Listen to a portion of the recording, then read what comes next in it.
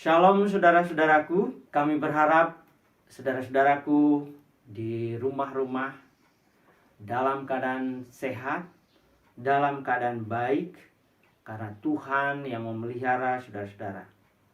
Kami telah meminta kepada yang berwenang untuk memberi izin kepada kita agar minggu depan kita bisa beribadah di gedung gereja. Mari bawa di dalam doa supaya sungguh minggu depan kita boleh hadir untuk pertama kali di gedung gereja. Saudaraku, perenungan kita pada hari ini dibimbing oleh ayat minggu dari Galatia 6 ayat 2. Bertolong-tolonganlah menanggung bebanmu, demikianlah kamu memenuhi hukum Kristus.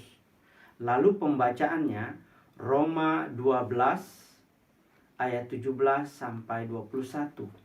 Saya bacakan demikian. Janganlah membalas kejahatan dengan kejahatan. Lakukanlah apa yang baik bagi semua orang. Sedapat-dapatnya kalau hal itu bergantung padamu, hiduplah dalam perdamaian dengan semua orang. Saudara-saudaraku yang kekasih, janganlah kamu sendiri menuntut pembalasan, tetapi berilah tempat kepada murka Allah, sebab ada tertulis, pembalasan itu adalah hakku. Akulah yang akan menuntut pembalasan, firman Tuhan. Tetapi jika seterumu lapar, berilah dia makan. Jika ia haus, berilah dia minum. Dengan berbuat demikian, kamu menumpukkan bara api di atas kepalanya. Janganlah kamu kalah terhadap kejahatan, tetapi kalahkanlah kejahatan dengan kebaikan. Saudaraku, sejauh ini pembacaan kita, berbahagia saudara yang mendengar, merenungkan, dan melakukan firman Tuhan ini dalam hidup sehari-hari. Haleluya. Haleluya. Haleluya.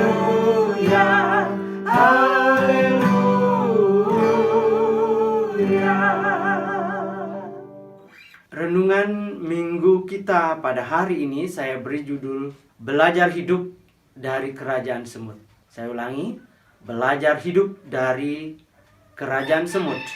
Perenungan kita dibimbing oleh satu ayat yang bunyinya, bertolong-tolonganlah menanggung bebanmu, demikianlah kamu memenuhi hukum Kristus. Saudaraku, dalam satu terjemahan lain, ayat ini berbunyi, hendaklah setiap kita saling tolong-menolong untuk meringankan beban saudara-saudari kita seiman yang mengalami kelemahan atau kesusahan.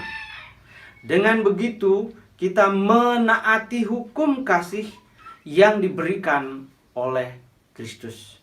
Saudaraku, nature atau kondisi yang alamiah, dalil hidup orang Kristen itu harusnya adalah saling tolong-menolong dalam kelemahan atau kesusahan. Karena itulah jemaat mula-mula di Yerusalem hidup dalam budaya tolong-menolong. Mereka berusaha taat akan hukum Kristus, yakni mengasihi sesama yang lemah dan kesusahan, dengan rela menjual tanah dan rumahnya agar mereka bisa menolong sesamanya yang susah. Karena mereka sadar, Galatia 6 ayat 5 katakan, setiap kita akan menghadap Allah dan mempertanggungjawabkan perbuatan kita masing-masing. Saudaraku, mungkin lalu terkesan bahwa perbuatan baik menolong seorang untuk masuk surga. Harus saya tegaskan bahwa keselamatan itu tidak tergantung perbuatan baik seseorang, tetapi pada iman yang percaya dan mengandalkan Yesus saja sebagai Tuhan dan Juru Selamat untuk memperoleh hidup yang kekal atau surga. Sedangkan perbuatan baik seperti bertolong-tolongan menanggung beban adalah bukti saudara percaya pada Tuhan Yesus Juru Selamat. Dapat saya gambarkan demikian. Ketika seorang laki hendak meminang calon istri untuk menjadi istrinya, dia berbuat atas nama cinta. Sebagai bukti cintanya dibawalah oleh-oleh, juga cincin perkawinan. Apakah oleh-oleh dan cincin kawin yang terbuat dari emas itu bisa menjamin bahwa seorang laki-laki dapat mengawini wanita yang diinginkannya? Tidak. Tetapi oleh-oleh dan cincin itu membuktikan cintanya. Tanpa semua itu, kata cinta menjadi hampa. Demikianlah perbuatan kasih saudara pada sesama menjadi bukti saudara percaya pada Tuhan Yesus Kristus. Sebab dengan berbuat kasih, hidup tolong-menolong, saudara mengatakan bahwa saudara mempercayai perkataan Tuhan Yesus Kristus yang mengatakan, segala sesuatu yang kau perbuat bagi saudaraku yang paling lemah ini, engkau melakukannya untuk aku, firman Tuhan. Karena itu saudaraku, hidup bertolong-tolongan menanggung beban adalah hukum hidup bagi orang Kristen yang beriman kepada Kristus. Saudaraku, memang banyak kendala ketika kita hendak merealisasikan hukum Kristus tersebut. Salah satu kendala terbesar dalam mewujudkan hal itu adalah apa yang disampaikan di dalam Roma 12 ayat 17 sampai 20 yang sudah kita baca tadi. Yakni ketika kehidupan ini ada dalam satu permusuhan satu dengan yang lain. Hidup tidak damai, maka bagaimana mungkin kita bisa saling tolong-menolong? Tidak bisa. Saudaraku, permusuhan tidak melulu seperti satu bangsa yang sedang menghadapi bangsa lain dalam peperangan. Misalnya Palestina ya, berhadapan dengan Israel saat-saat ini.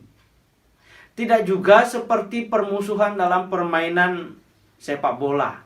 Misalnya timnas Indonesia berhadapan atau musuhnya ya dikatakan rival abadi itu timnas Malaysia. Tidak demikian saudaraku. Namun acap kali permusuhan itu berada sebagai satu potensi energi negatif di dalam hati manusia. Di luar nampak baik-baik saja, tetapi sebetulnya di dalam hati ada satu permusuhan yang terjadi satu dengan yang lain. Jadi bisa digambarkan seperti bara api dalam sekam atau tumpukan jerami. Ya, ada sedikit asap di luar nampak. Itu adalah pertanda bahwa di dalam sebetulnya ada bara yang membara. Dan bara itu bisa berupa iri hati terhadap kemajuan sesama atau tetangga, walaupun sama-sama orang Kristen. Bara itu bisa berupa rasa amarah atau benci kepada pasangan akan masa lalu yang pernah terjadi, yang menimbulkan kebencian terus-menerus sehingga terjadi perang dingin atau permusuhan. Semua itu menghalangi untuk hidup pertolong-tolongan. Karena itu ada dua kalimat kunci dari pembacaan kita hari ini. Yang pertama, lakukanlah apa yang baik bagi semua orang sedapat-dapatnya. Kalau hal itu bergantung padamu, hiduplah dalam perdamaian dengan semua orang. Jadi perdamaian itu harus diupayakan, saudaraku. Yang kedua, janganlah kamu kalah terhadap kejahatan, tetapi kalahkanlah kejahatan dengan kebaikan.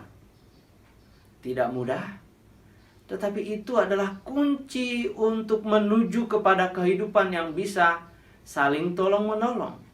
Kita harus mampu mengalahkan kejahatan dengan kebaikan. Dalam hal apa kita harus bertolong-tolongan, saudaraku. Secara khusus pada masa krisis akibat COVID-19 ini, kita semakin merasakan beban utama kehidupan kita adalah ekonomi.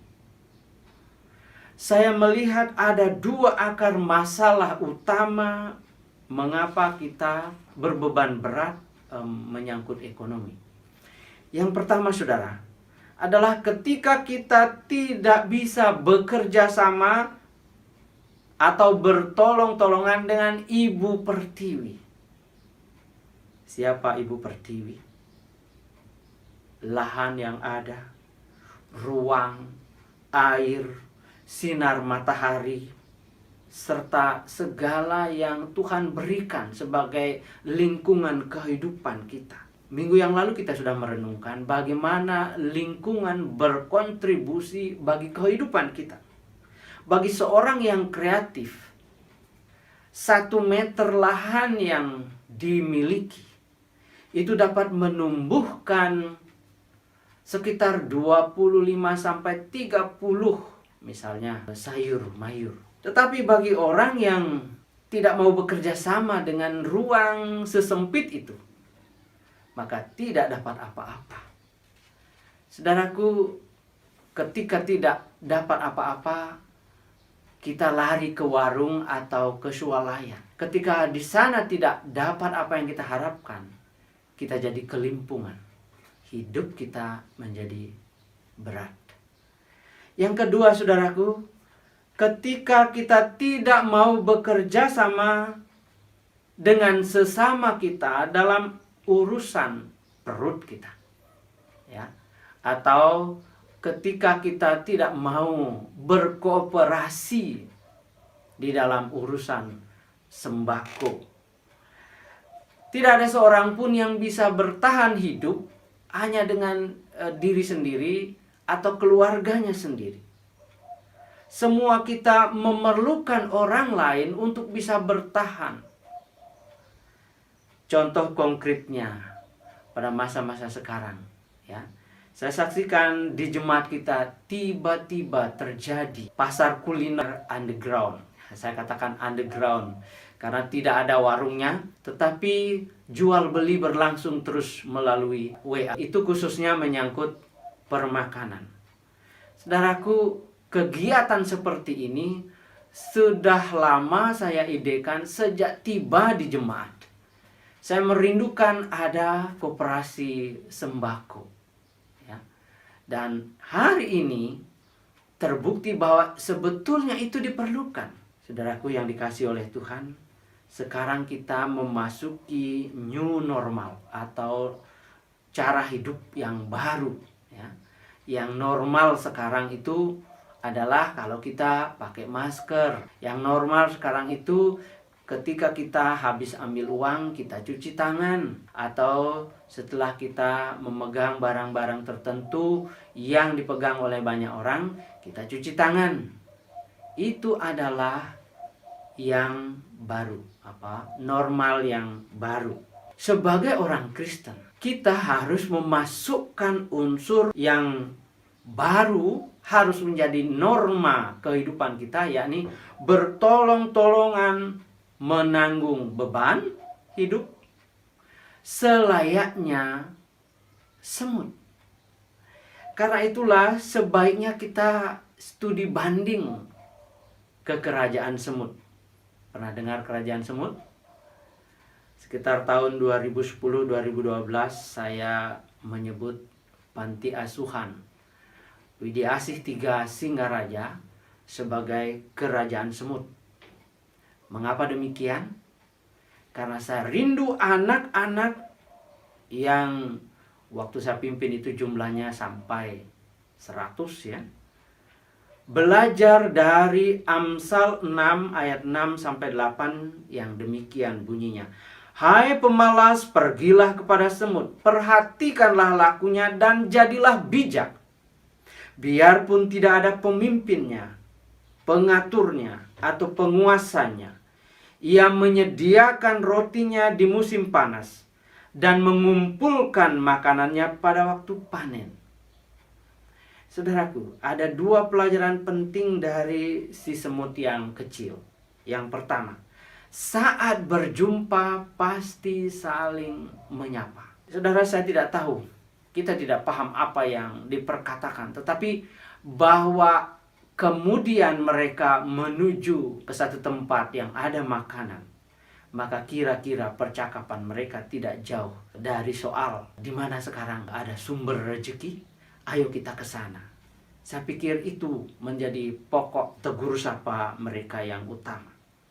Yang kedua, saudaraku, kerjasama mengangkut beban yang berat seringkali 10 kali lipat dari tubuhnya. Saudaraku, beban seberat apapun ketika semut itu bersama-sama, maka beban itu bisa diangkat. Kita seringkali lumayan sombong. Kita mau hidup sendiri, mau berjuang sendiri, mau menang sendiri. Hari ini kalimat bertolong-tolongan menanggung beban mengajak kita merendahkan diri. Ayo kita belajar dari kerajaan semut yang mereka bangun di bawah tanah. Di situ tersimpan persediaan, atau boleh dikatakan koperasi sembako yang mereka kumpulkan berhari-hari, supaya di musim paceklik mereka punya persiapan. Saudaraku, masa-masa krisis COVID-19 ini telah memaksa kita untuk hidup seperti semut, bertolong-tolongan menanggung beban dalam kehidupan yang baru ini. Saudaraku, filosofi dari kerajaan semut patut menjadi praktek kehidupan kita sekarang. Sebagai gembala dari jemaat, saya membayangkan betapa indahnya kalau di setiap persekutuan jemaat ada satu koperasi sembako atau koperasi serba usaha. Sehingga dengan demikian koperasi jemaat kita bisa menampung produk-produk dari jemaat yang agraris, misalnya yang di pegunungan. Jadi dengan demikian kita akan saling menawarkan barang-barang intern orang yang percaya. Dengan demikian kita akan menawarkan barang-barang dari dan untuk warga jemaat, bahkan orang-orang yang di sekeliling kita.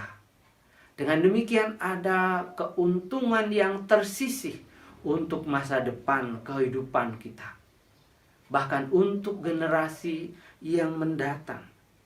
Semua itu kemudian dikoordinasikan oleh koperasi yang ada di pusat, yang ada di sinode.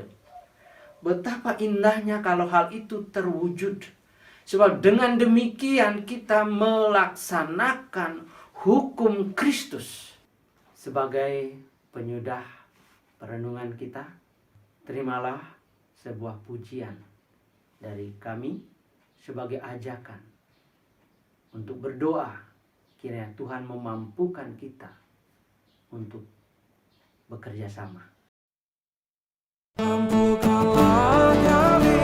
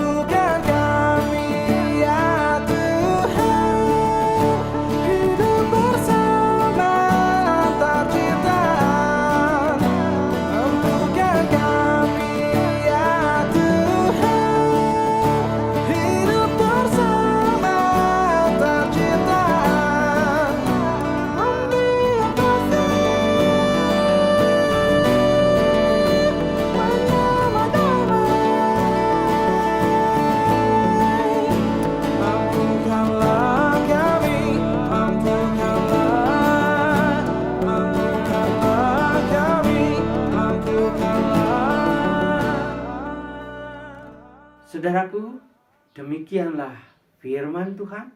Berbahagia saudara yang mendengarkan, dan selamat hari Minggu. Tuhan memberkati saudara-saudara.